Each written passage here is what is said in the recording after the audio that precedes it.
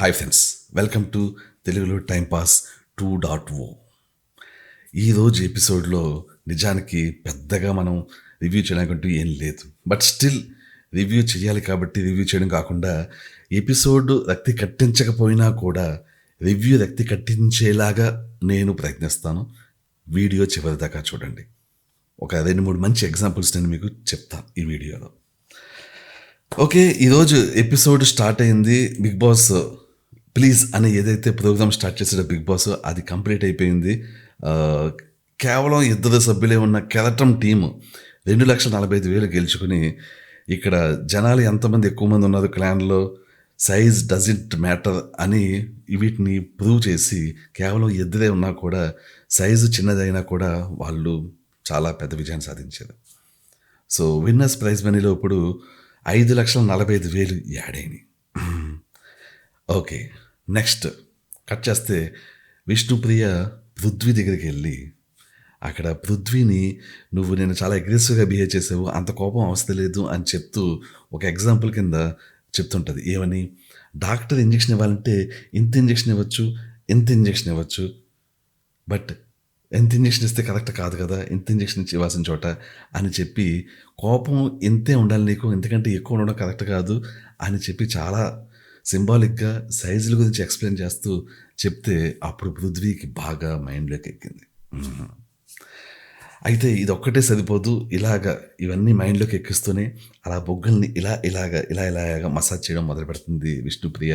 అది చూసి ఎవరో కుళ్ళుకుని ఇలాంటి మసాజులు చేయడం వల్లే పృథ్వీ పాడైపోతున్నాడు అని చెప్పి ఒక డైలాగ్ వేసి అక్కడి నుంచి వెళ్ళిపోయారు.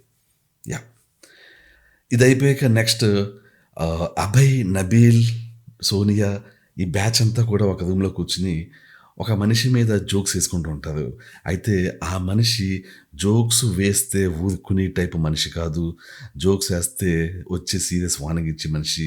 ఆ మనిషే ఎవరో కాదు, మణికంఠ. సో వెంటనే మణికంఠ జోక్స్ వేసుకుంటే అక్కడ వస్తాడు. వచ్చి నేను ఎంత ఆడాలో అంత ఆడాను, నేను అంతకంటే ఎక్కువ ఆడలేను, నాకు ఇంత లిమిటేషన్ ఉంది, నాకు మనుషులతో కలవడమే కష్టంగా ఉంది, మీరు ఇలాంటప్పుడు నవ్వి నాకు ఇంకా కష్టం పెంచకండి అని చెప్పి వాళ్ళందరికీ చాలా సీరియస్గా వార్నింగ్ ఇచ్చి అక్కడి నుంచి వెళ్తాడు. యా, సో ఇక్కడ మణికంఠని మెచ్చుకోవచ్చు మనం, ఎందుకంటే అవసరం లేకుండా ఒక మనిషి మీద జోక్స్ వేయడం అనేది కరెక్ట్ యాటిట్యూడ్ కాదు. అది కాక పెద్ద గ్రూప్ ఒకటి పక్కన తోడేసరికి ఇలాగా ఒక మనిషి మీద జోక్స్ వేయడం, వెకిలిగా వేలాకోణం చేయడం ఇలాంటివి కొంతమంది చేస్తుంటారు, చీప్ మనుషులు. అలాంటి చీప్ మనిషి కింద ఇక్కడ క్లియర్గా అభయ్ కనిపించాడు. అండ్ అభయ్కి ఇలా వార్నింగ్ ఇస్తే కొంచెం అతని మొహం మాడింది. యా, మాడాలి కూడా. యా, సో మెల్లిమెల్లిగా నిజానికి మణికంఠ చాలా ఇంప్రెస్ చేస్తున్నాడు. This is really good. ఏదైతే ఫస్ట్ వీక్లో సింపతి అనేది స్టార్ట్ చేసాడో దాన్ని పట్టుకుని వేలాడట్లేదు మనిషి. దాన్ని కంప్లీట్లీ వదిలేసి డిఫరెంట్ వేలో ఆడుతున్నాడు. ఇది మణికంఠ, అది స్ట్రాటజీ అయినా మణికంఠ సహజంగా అలా బిహేవ్ చేసినా ఇది చాలా మంచి చేంజ్. మణికంఠ నిజంగా ఏదైతే ఈ చేంజ్ చూపించాడో దానికి మణికంఠని అప్రిషియేట్ చేయొచ్చు. Yeah, next morning song as యూజువల్గా ప్రేరణ డ్యాన్స్ చాలా బాగా ఆడుతుంది. ఈరోజు సాంగ్లో అయితే ప్రేరణ రెచ్చిపోయి చాలా బాగా చేసింది. నేను డెఫినెట్లీ వీకెండ్లో ప్రేరణకు ఒక సాంగ్ ఇవ్వాలి, మంచి సాంగ్కి ప్రేరణ డ్యాన్స్ చేయాలి, అట్లీస్ట్ అక్కడన్నా కెమెరా యాంగిల్స్ బాగుండాలి, కెమెరా ఫోకస్లో పెట్టాలి అని ఆలోచించడం కాదు. సో చూద్దాం ఎక్కడి వరకు బిగ్ బాస్కి నా మొద వినబడుతుందో. ఇది అయిపోయాక అందరూ డైనింగ్ టేబుల్ దగ్గర ఉంటారు. చాలామంది దూరంగా ఒక వ్యక్తి కూర్చుని ఉంటుంది. ఎవరు? సోఫియా. ఆలోచిస్తుంది, ఈ మధ్యకాలంలో నేను ఎవరిని పెద్దగా బ్యాట్ చేయలేదు, సైలెంట్గా ఉన్నాను, మంచి ఆపర్చునిటీ రావాలి నాకు, మనుషుల్ని బ్యాట్ చేస్తానని లోపల అనుకుంటూ ఉంది. పక్కనే నిఖిల్ కూడా అప్పుడే ఉంటాడు అక్కడ. దూరంగా ఇక్కడ విష్ణుప్రియ అప్పుడే తను ప్రేరణ విష్ణుప్రియ కోసం ఒక బ్రెడ్ వేస్తే ఆ బ్రెడ్ కోసం కొంచెం మాడిపోయి ఉంటుంది. దానిని చాలా ఫన్నీ వేలో విష్ణుప్రియ ఎంతో కష్టపడితే లాస్ట్కి మాడిపోయిన బ్రెడ్ వచ్చింది అని అంటే చివరికి దాన్ని ప్రేరణ కూడా సరదాగానే తీసుకుంది. బట్ ఇది క్యాచ్ చేసింది మన సోనియా, సోనియా స్వీటు స్వీటు సోనియా టిన్ టిన్ దొరికేసింది నాకు పాయింట్. ఇక్కడ నేను మ్యాక్సిమం లాగుతాను. మ్యాక్సిమం లాగేసి విష్ణుప్రియని బ్యాట్ చేద్దాం అని డిసైడ్ అయింది. వెంటనే అప్సెట్ అయిపోయినట్లు, ఆ డైలాగ్ అప్సెట్ అయిపోయినట్లు ఒక రకంగా ఫేషియల్ ఫీలింగ్స్. నేను చాలా మంచి వ్యక్తిని, ఇక్కడ చాలామంది దుష్టులు చాలా దారుణంగా మనుషులను అవమానిస్తున్నారు, సో నేను చాలా బాధపడుతున్నాను అన్నట్లు పెట్టింది ఎక్స్ప్రెషన్. అలాంటి ఎక్స్ప్రెషన్ పెట్టిన వెంటనే పక్కన వచ్చేస్తారు కదా మనవాడు ఎవరు, నిఖిల్. ఎప్పుడన్నా ఎవరన్నా అమ్మాయిలు కానీ ఎవరన్నా బాధగా ఉన్నారంటే వెంటనే వెళ్ళి ఏం చేయాలి, నిఖిల్ వెళ్ళి వాళ్ళని డీప్ హగ్ ఇచ్చేయాలి. Deep hug. ఆ నిఖిల్ డీప్ హగ్లు ఇవ్వడం కోసమనే స్పెసిఫిక్గా బిగ్ బాస్కి వచ్చాడు. సో ఇక్కడ కూడా ఏం చేస్తాడు, సోఫియా ఇలా కొంచెం ఫేస్ మార్చేసరికి వెంటనే షర్ట్ కూడా లేదు, బనీన్ ఉంది, ఆల్మోస్ట్ చంకలోకి పెట్టినట్టు ఆ తల తీసుకెళ్ళి ఇక్కడ పెట్టాడు. కొంచెం పైకి వచ్చింది, ఇంకో లేకపోతే చంకలోకి వెళ్ళిపోయింది ఫేస్. సోనియా ఫేస్ కొంచెం పైకి వచ్చింది. అలా పెట్టి తల మీద ఇలా ఇలా పావడం స్టార్ట్ చేశాడు. అక్కడ ఏదో పెద్ద సోఫియా ఫీల్ అయిపోయింది అన్నట్లు. అలా పావడం స్టార్ట్ చేస్తుంటే బలవంతంగా సోనియా ఎక్కడ లేని బాధ తెచ్చుకుంటూ ఉంటుంది. అలా తెచ్చుకొని ఏముంటుంది, అది రెచ్చగొట్టేలా మాట్లాడుతుంది అంటది. అది విష్ణుప్రియని అది రెచ్చగొట్టేలా మాట్లాడుతుంది. విష్ణుప్రియ సోనియా కాదు అని అంటుంటుంది. చాలా ఇబ్బెట్టుగా అనిపించినా కూడా అంత రెస్పెక్ట్ ఇచ్చి మాట్లాడుతుంటుంది. తిను అది రెచ్చగొట్టేలా మాట్లాడుతుంది అంటూ ఈ లోపల చంకలోకి తీసుకున్నాడు కదా మనవాడు. ఇది వెళ్ళి మాట్లాడైతే నువ్వు ఎందుకు నువ్వు ఇలాగ బాధపడుతూ నా చంకలో ఉంటావు అని చెప్పంటే, అలా కాదు, జోకేసింది నా మీద కాదు ప్రేరణ మీద. అంటే మరి ప్రేరణకే ఇష్యూ లేదు కదా, అలాంటప్పుడు నువ్వెందుకు బాధపడతావు అంటే నీకు అర్థం కావట్లేదు, ఇది ఇలా వీళ్ళు చాలా రెచ్చగొడుతుంటారు అని చెప్పి అని అంటది. అంటే సరే మనం ఇక్కడ కాదు, ఇక్కడ ఇలా మనం వెళ్ళి ముందు ఎక్స్పోజ్ చేసుకుంటూ ఇలాగ మాట్లాడితే బాగోదు, బయటకు వెళ్దాం అని చెప్పి బయటికి తీసుకెళ్తాడు నిఖిల్ సోనియాని. ఇక్కడ సోనియా చెప్పడం స్టార్ట్ చేస్తుంది. ఇంకా ప్రేరణ పాపం కష్టపడి చేసింది, మాడగొట్టి ఇవ్వాలని ఏమైనా ప్రేరణకు ఉంటుందా అని అన్నది. ఇక్కడ ఒకటి గమనించేలా, ఇక్కడ ఏమన్నది సోనియా, ప్రేరణ కష్టపడి చేసింది, మాడగొట్టి ఇవ్వాలనే ఉద్దేశం తనకు ఉండదు కదా అన్నది. ఫస్ట్ వీక్ వెళ్ళండి, ఫస్ట్ వీక్లో ఏంటి, అప్పుడు కూడా బేబక్క కష్టపడి చేసింది, మాడగొట్టి ఇవ్వాలనే ఉద్దేశం బేబక్కకు ఉండదు కదా. ట్యాన్ దొరికిపోయింది చూసారా. సో అక్కడ అలా అర్థం చేసుకోలేదు, అక్కడ రెస్పాన్సిబిలిటీ లేదు, మా ఆకలంటే మీకు రెస్పాన్సిబిలిటీ లేదు, అది లేదు ఇది లేదు అని పెద్ద పెంట చేసింది. బేబకి చెప్పింది, నేను ఏమైనా కావాలని మాడుస్తానా, అది పాడు చేసేస్తే నాకు ఏం వస్తుంది అని చెప్పి అన్నా కూడా వినలేదు. ఇక్కడ తన విష్ణుప్రియని బ్యాడ్ చేయడం కోసం ప్రేరణ వైపు ఇలాగ ఒక పాయింట్ ఆఫ్ వ్యూ తీసుకొచ్చి మాడగొట్టి ఇవ్వాలని ఉద్దేశం ప్రేరణకు ఉంటుందా అని అడిగింది. అని అప్పుడు ఇంకా చెప్తుంటుంది అనమాట, ఇక్కడి నుంచి ఎక్కడికో వెళ్ళిపోయింది. ఇలాగ రెచ్చగొడుతుంటుంది, ఇలా కావాలని ప్రతి ఒక్కరిని ఇలాగ అవమానిస్తుంటుంది. ఏంటంటే రిలేషన్షిప్లో కూడా బొక్కలు పెడుతుందంట. తన రిలేషన్షిప్ తను చూసుకోవచ్చు కదా, వేరే వాళ్ళ రిలేషన్షిప్లో బొక్కలు పెడుతుంది. రెచ్చగొట్టడం రెగ్యులర్ ప్యాటర్న్ తనది, ఇంకా అలా కంటిన్యూ చేసుకుంటూ అలాగా. ఏంటి అసలు ఏది సరదాగా విష్ణుప్రియ మేము ఎంత కష్టపడితే మాడిపోయిన బ్లడ్ వచ్చిందని సరదాగా ప్రేరణ అంటే, దాన్ని ప్రేరణ కూడా సరదాగా తీసుకుంటే వాళ్ళిద్దరు బాగానే ఉన్నారు, దొరికిందే ఛాన్స్ అని చెప్పేసి ఇంకా అలా రెచ్చిపోతుంది అనమాట. ఇది ఆథెంటిక్ సోనియా అంటే. అసలు మనుషులని సర్వనాశనం చేయడం, వాళ్ళ క్యారెక్టర్ని అసాసినేట్ చేయడం, వాళ్ళ దుష్టులు దుర్మార్గులు అన్నట్టు చిత్రీకరించడం, ఎందుకు, తన గెలుపు కోసం. ఇది కూడా ఒక గెలిపేనా, ఇలా గెలిస్తే కూడా అది గెలిచినట్లేనా. అసలు అసలు ఒక పాప భీతి లేదు, ఒక ఎథిక్స్ లేవు, ఒక న్యాయం అన్యాయం అన్న ఒక ఇది లేదు. మనం న్యాయంగా ఉందాము, న్యాయంగా గెలుద్దాము, ఇది గేమ్ అయినా కూడా ఇది పాపము, ఇది కరెక్ట్ కాదు అన్న కనీస ఇంగిత జ్ఞానం లేదు సోనియాకి.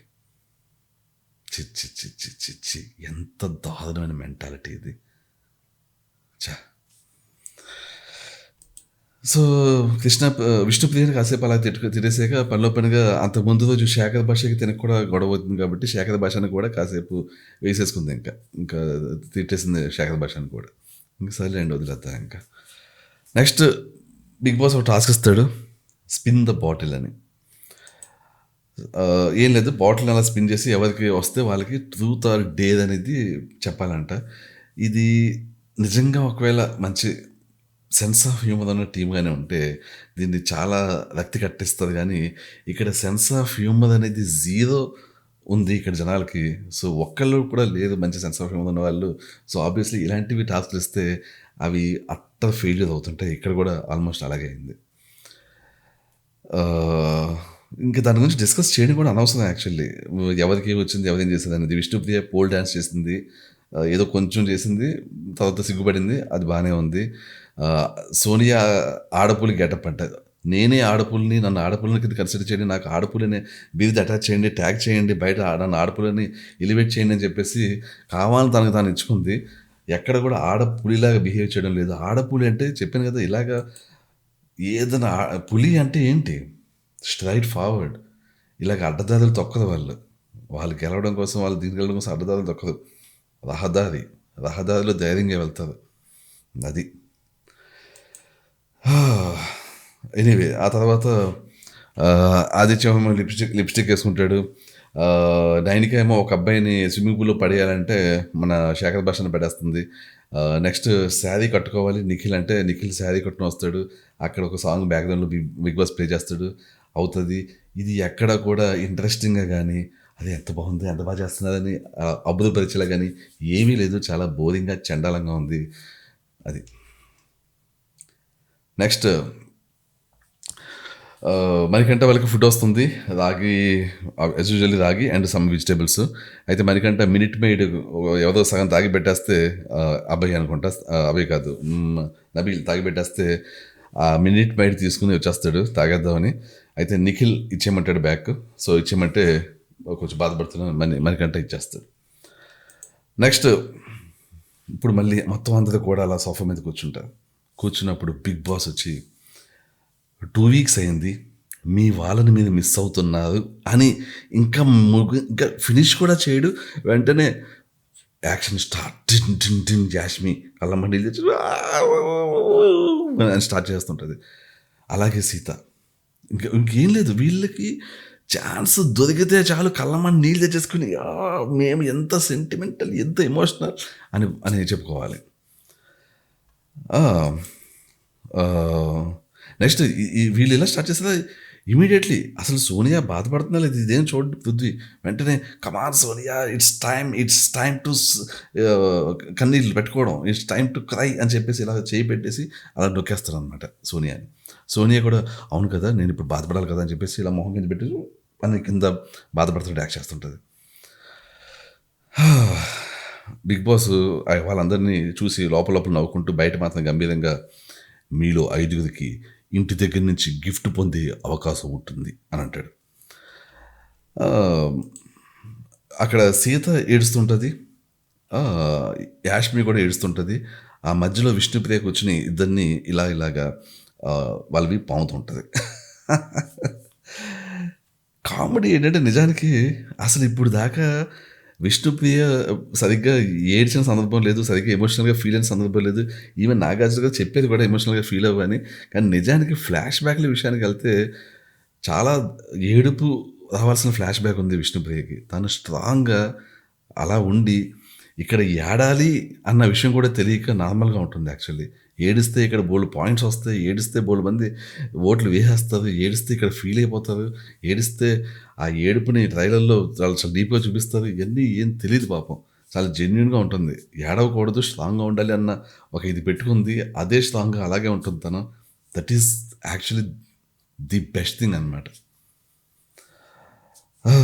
ఓకే, ఇలాగ సీత వీళ్ళంతా పెద్దగా ఏడ్ చేయడం కాదు, ఏడ్ చేస్తే అది పాజిటివ్ థింగ్ అనమాట వీళ్ళకి. సో ఏడ్ చేస్తుంటారు, ఇలాగ చేత్తో ఇలా అంటుంటారు. వీళ్ళు మహా అయితే బిగ్ బాస్ హౌస్లోకి వచ్చింది 2 వీక్స్.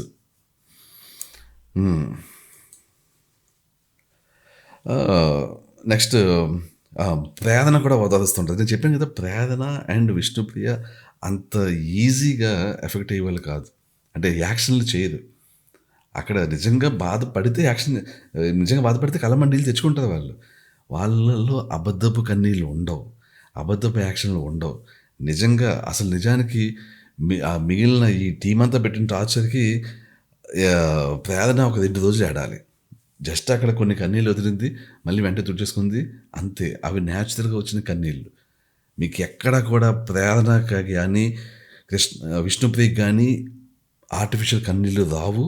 చూస్తూ ఉండండి అలాగే. ఓకే. ఇది చెప్పిన వెంటనే విచిత్రంగా శేఖర్ భాష కూడా ఏడ్చాడక్కడ. శేఖర్ భాష కూడా కొంచెం ఎమోషనల్లీ చాలా ఆహ్, ఈజీగా ఫీల్ అయిపోయి పర్సన్ యాక్చువల్లీ. ఆహ్, శేఖర్ భాష ఏడుస్తుంటే విష్ణుప్రియ వెళ్ళి అండ్ అలాగే ప్రేరణ కూడా వెళ్ళి ఓదారుస్తది శేఖర్ భాషని. నెక్స్ట్ ఇక్కడ ఇంతకీ ఏంటి అంటే, ఒక ఇద్దరిని పెట్టి, ఆ ఇద్దరికి వాళ్ళ ఇంటి దగ్గర నుంచి ఒక జ్ఞాపకం వస్తది. ఆ జ్ఞాపకాన్ని వచ్చినప్పుడు వాళ్ళు దాని గురించి చెప్తారు ఏంటనేది. వచ్చాక ఎవరు ఎక్కువ ఓట్లు ఒకళ్ళకేస్తారో వాళ్ళు అది ఉంచుకోవచ్చు. ఇంకొకళ్ళు అది స్టోర్ రూమ్‌లో పెట్టేయాలి. వెనక్కెళ్ళిపోతుంది. సో, ఫస్ట్ అభయ్‌కి వాళ్ళ డ్యాడీ వాచ్ వస్తుంది. అలాగే నిఖిల్‌కి వాళ్ళ డ్యాడీ షర్ట్ వస్తుంది. అభయ్, నిఖిల్ ఇద్దరి డ్యాడీస్ ఇప్పుడు లేరు, చనిపోయారు. సో, ఆబ్వియస్లీ ఆ మెమరీస్ అంటే వాళ్ళకి చాలా ఇష్టమైన మెమరీస్ అవి. అభయ్ సినిమాలోకొచ్చిన కొత్తలో ఫస్ట్ సాలరీతో వాళ్ళ డ్యాడీ కొనిచ్చిన వాచ్ అంట. సో, ఆయన ఉన్న నెలలో అదే వాచ్ పెట్టుకున్నారంట. సో, అందువల్ల డెఫినెట్‌లీ అది చాలా ఇష్టమైన వాచ్ అయి ఉంటది అభయ్‌కి. నిఖిల్ ఏంటంటే నాన్నని హగ్ చేసుకోవడం అనేది సాధారణంగా ఉండదు కాబట్టి అలాగా తెలియకుండా ఆ షర్ట్‌ని తీసుకెళ్ళిపోయి అలాగ అది వేసుకున్నప్పుడు హగ్ చేసుకున్నట్లు ఫీల్ అయ్యేవాడంట యాక్చువల్లీ. సో, అందువల్ల అది కూడా అతనికి చాలా ఇంపార్టెంటే. మొత్తానికి ఏంటంటే ఒక్కొక్కళ్ళు ఒక్కొక్క రీజన్ తోటి ఒక్కొక్కళ్ళకి ఆహ్, ఓటేస్తారు. లాస్ట్‌కి అభయ్ ఆ వాచ్ తీసుకుంటాడు. నేను ప్రతి ఒక్కళ్ళు రీజనింగ్ ఏం చెప్పేదో అనేది చెప్పాల్సిన అవసరం లేదు. అంత ఇంట్రెస్టింగ్‌గా లేవు రీజనింగ్స్. చెప్పడం వల్ల మీకు పెద్ద ఇంట్రెస్టింగ్ కూడా అనిపించదు యాక్చువల్లీ. సో, అభయ్ మాత్రం వాచ్ సంపాదించుకుంటాడు. షర్ట్‌ని మిస్ చేసుకుంటాడు నిఖిల్. Next Sita and Nainika. సీతకేమొస్తుంది, వాళ్ళ బాయ్ ఫ్రెండ్ కొనిచ్చిన సాఫ్ట్ టాయ్. నైనికకి కూడా వాళ్ళ బాయ్ ఫ్రెండ్ కి సంబంధించిన ఒక ఎలిఫెంట్ షేప్‌లో ఉన్న సాఫ్ట్ టాయ్. 2 సాఫ్ట్ టాయ్‌లే, రెండిటికి కూడా ఇద్దరికి కూడా ఒక చిన్న చిన్న ఫ్లాష్ బ్యాక్‌లు ఉన్నాయి. కొంచెం సిమిలర్ ఫ్లాష్ బ్యాక్‌లే. కొంచెం బ్యాడ్ పాస్ట్ ఉండడం. అంటే బేసిక్‌గా ఇలాంటి అమ్మాయిలకి ఎలా ఉంటుంది, ఏదో ఒక రిలేషన్‌షిప్పు అది బ్రేక్ అవ్వడం, లేకపోతే కొత్తోళ్ళు పరిచయం అవ్వడం, ఆ మెమరీగా ఏదో వాళ్ళు కొనివ్వడం, ఆ కొనిచ్చిన దాన్ని వాళ్ళు నైట్ టైమ్ అలా పడుకొని హగ్ చేసుకుంటూ ఉండడం. దాని మీద సో, దాంతో కొంత ఎమోషనల్ ఎఫెక్షన్ ఉండడం జరుగుతూ ఉంటుంది సాధారణంగా. సో, అదే ఈ సాఫ్ట్‌వేర్స్ విషయంలో జరిగింది. అయితే నైనిక సాఫ్ట్‌వేర్‌ని గెలుచుకుంటుంది. ఆహ్, సీత సాఫ్ట్‌వేర్‌ని పంపించేస్తుంది బ్యాక్.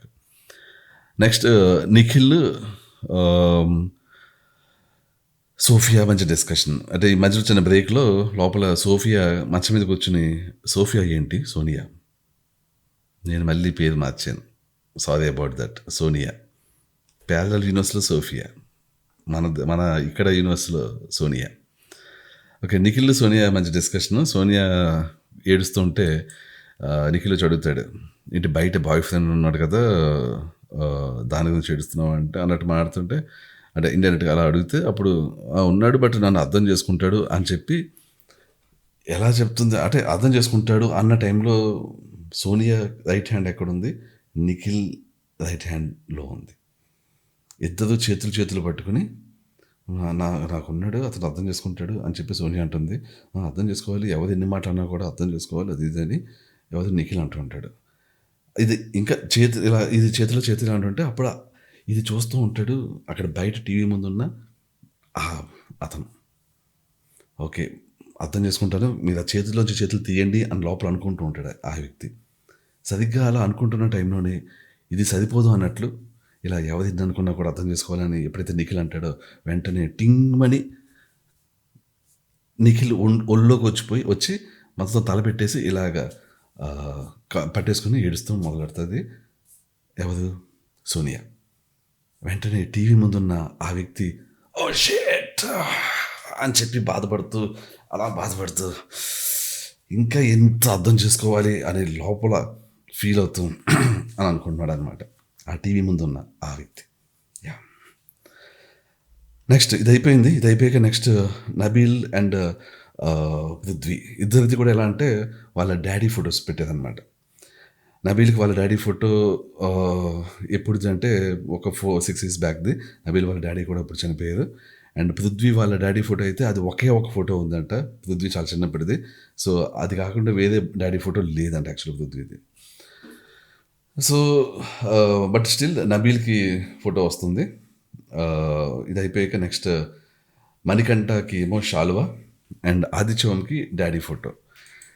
మణికంఠ చాలా క్లియర్గా చెప్తాడు, మీరు నా అది సింపతి బేస్ చేసుకుని మాత్రం నాకు ఇవ్వద్దు అని చాలా స్ట్రిక్ట్గా చెప్పాడు. అది చెప్పాను కదా, ఈ మణికంఠ అనే వ్యక్తిలో ఈ మార్పు చాలా బాగుంది. ఓకే, అది సేమ్ అదే సింపతి నా నా ఫ్లాష్ బ్యాక్ మీకు తెలీదు అలాంటివి కాకుండా చాలా న్యాయంగా మీరు అనిపిస్తే ఇవ్వండి, నా సింపతికి పోకండి అని చెప్పి అన్నాడు. ఆదిత్యం నాలో ఉన్న బ్యాడ్ క్వాలిటీస్ అన్నీ నేను నేర్చుకున్నాయి, నాలో ఉన్న గుడ్ క్వాలిటీస్ అన్నీ మా డాడీ నుంచి వచ్చినాయి అని చెప్పి ఆదిత్యం వాళ్ళ డాడీని మెచ్చుకోవడం నాకు నచ్చింది యాక్చువల్లీ. 48 ఏళ్ల వయసులో వాళ్ళ డాడీని ఇంకా ఇలాగా మెచ్చుకోవడం, పొగడడం, ఆయన నుంచి వచ్చినాయి అని చెప్పడం బాగుంది. ఆయన లేకపోయినా కూడా ఇలాగా డాడీ గురించి చాలా మంచిగా చెప్పడం నాకు నచ్చింది. సో ఫైనల్గా ఇక్కడ ఆదిత్యవంకి వస్తుంది యాక్చువల్లీ డాడీ ఫోటో.